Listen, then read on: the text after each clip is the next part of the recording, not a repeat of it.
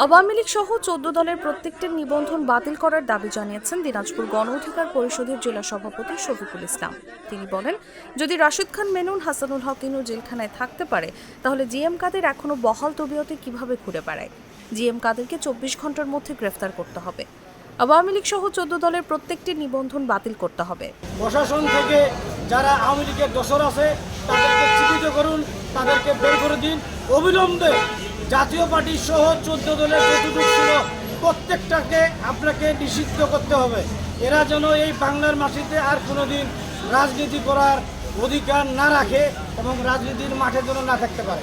সোমবার দুপুর ১২টায় Dinajpur medical college হাসপাতাল থেকে ছাড়পত্র নিয়ে যাওয়ার সময় এসব কথা বলেন শফিকুল ইসলাম। এ সময় গণ অধিকার পরিষদের সাধারণ সম্পাদক গোলাম আজম সহ নেতাকর্মীরা উপস্থিত ছিলেন।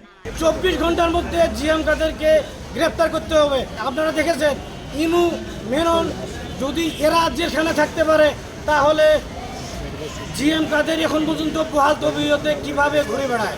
এবং আওয়ামী লীগ সহ ১৪ দল প্রত্যেকটার নিবন্ধন বাতিল করতে হবে। সর্বশেষ বলতে চাই, দেশবাসীর কাছে জনাব নুরুল হক নূরের জন্য আপনারা দোয়া করবেন।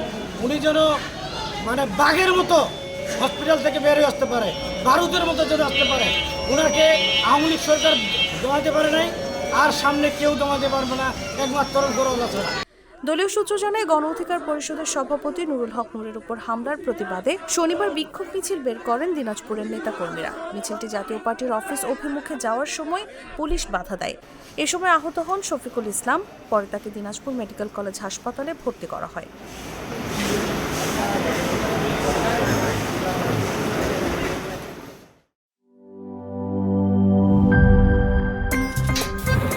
আমার একটা স্মার্ট সিদ্ধান্তে 25% গ্যাসের খরচ কমেছে। ভাবছেন কিভাবে?